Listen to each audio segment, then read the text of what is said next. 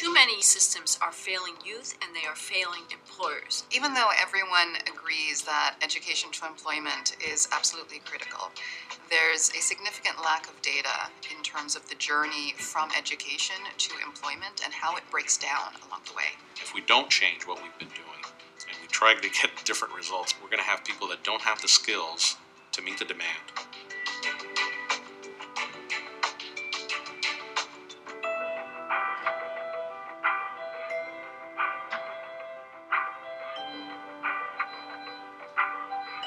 We have very good quality infrastructure, a very good quality of machinery, and we got finance, but where are the people? Many of the stakeholders work on parallel tracks on the issues that are in front of them and don't recognize the critical importance of seeing it as a system. Industry requires work skills, and our educational system doesn't provide those work skills. We were struggling to find the skilled labor that could work in the plants. I realized I needed to do something better with my life.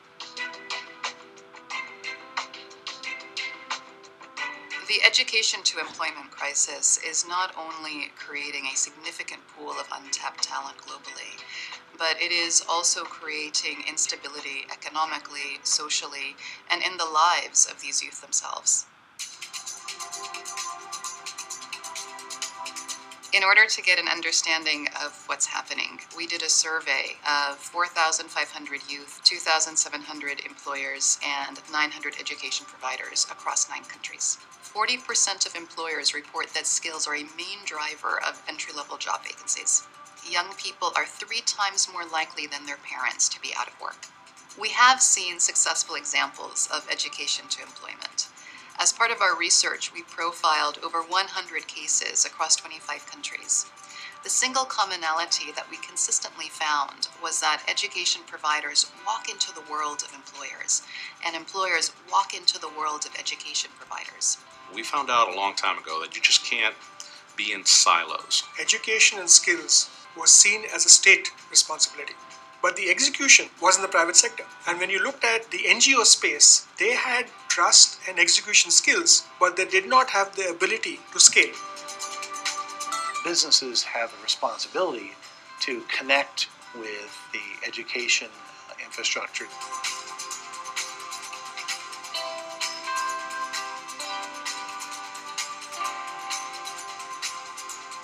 We don't go for a certificate, we're going for a job.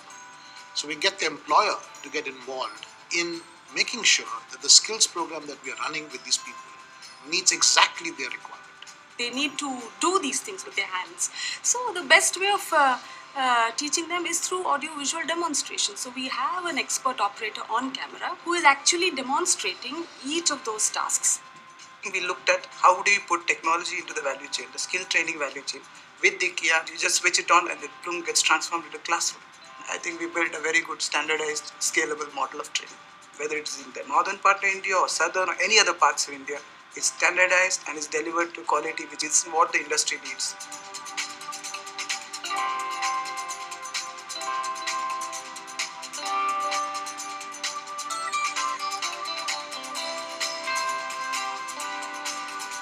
I never thought that I would get such a good job that, I always wanted to work in a 5-star hotel. To be in that position, a person needs to have a degree of 3 years and has to have an experience of 2 years.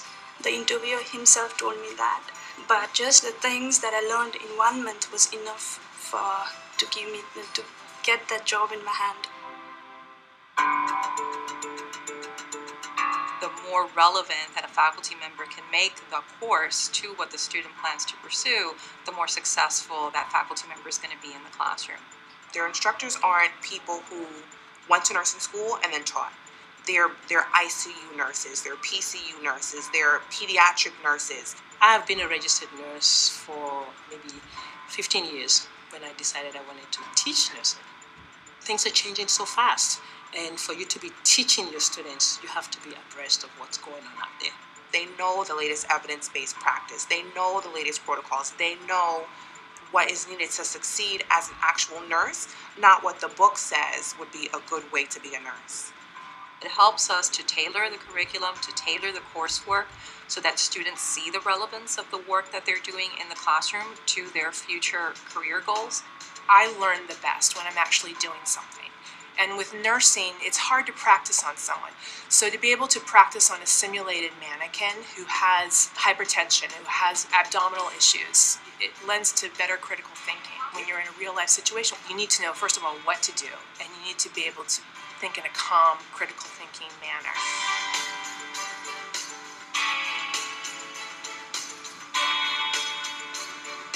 The students are the real winners in all this, right? Because their curriculum that they're getting is being molded by the industry itself.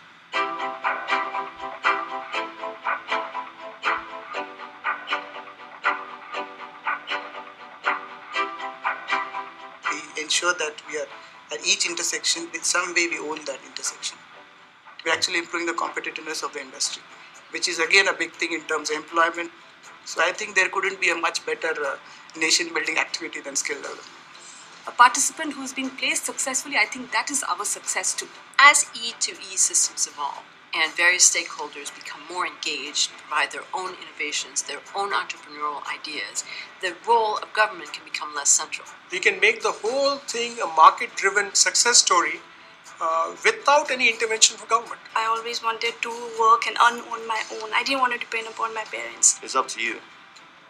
You have to fight for it, you have to dig in, and you have to go get it. It's not something we can just leave for another day. We gotta face them down. We gotta face them now. Without the right training, you're gonna be lost.